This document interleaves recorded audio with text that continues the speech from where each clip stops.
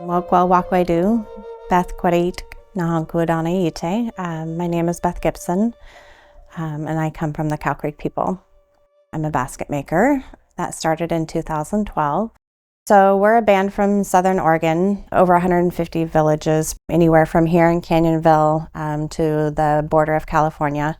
Our tribe was re-recognized right after I was born, and so we didn't have a lot of teachings. And it's been a long road bringing back a lot of our cultural traditions and our old ways.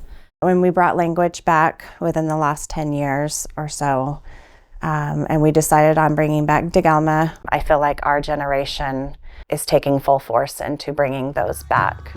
Our elders put those back in place, and we're kind of behind them and raising our own kids to become the normal, to learn their cultures. 2012, Tabitha Johnson, she was head of our culture department at the time, and she reached out to the membership and asked if there was anybody that would be interested in bringing back some of our basketry because it has slept for about 100 years, and connected with Verna Reese and Lena Hurd and Alice Lincoln Cook, who are my master weavers, and they're through the Karuk and Yurok tribe. From the moment we had our first class with them, I fell in love with it.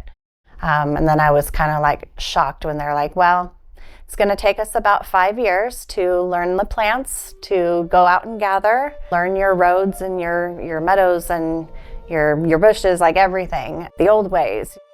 They're woody plants now. They've been sitting for 100 years not being taken care of, and so you're going to have to trim them down, or I'd love to eventually involve more traditional fire to bring back those pliable, clean pieces.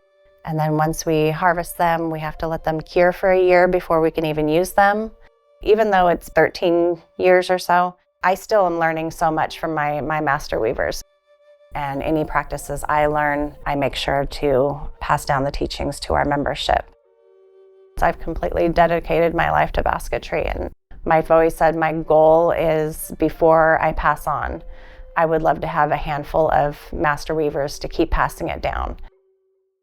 Beidou, Sarah Quedait, Coeur d'Alene, Ga'albahamta, Nahankuadana Ayite. I am Sarah Thompson Moore, and I am from Coeur d'Alene, Idaho, where I live there currently, and I'm of the Cow Creek Band of Umpqua Tribe of Indians. I met Beth Ann a few years back. She was teaching small basketry lessons out at one of our culture camps, and that's kind of where our journey began, I think. She's taught me a lot of gathering techniques. We tried to go on trips together since then, and I've been building up my supplies at that stage now where she's teaching me some baskets.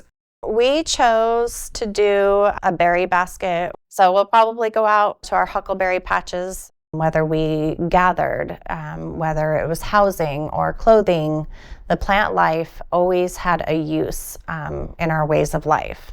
So whether we had a sleeping mat, through our housing, our clothing, cooking baskets, eel traps, we would hunt with basketry. You know, we carried our babies in our beautiful baby baskets. So they had a use for everything. This is my first berry basket, and it involves a few different techniques with weaving that are a little more advanced, I'd say. This berry basket is made from willow sticks, which are these.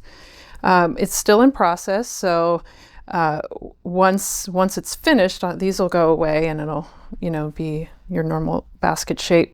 All of these horizontal weaves are the spruce root, and then it's even underneath the pattern here. So it's kind of your structure of the basket. Everything that you see here are gathered. These are all traditionally dyed. There's no fabric dye or any of that stuff. But we're in the process of getting ready to close them up, and we'll probably do a nice wrap edge on it, rim. We meet up together in Hood River, or when I'm down here for our other tribal cultural events. So whenever she's in town, we do try to do something together with basketry or gathering. I've grown up pretty far removed from our tribal lands, so basketry has been a big source of reconnecting with that heritage and those roots for me. Keeping our hands and our minds busy culture is medicine. And when I get into making a basket, I forget about life. I forget about everything. I'm completely like focused in, and it's like I'm honoring and weaving with my ancestors. It's become a normal for my grandbabies to go out and gather with me and learn these things, so it's completely normal. You know, they won't know any different like we did. We didn't have this when we were kids, you know, so that's really important for me, is to think about the next 7 generations.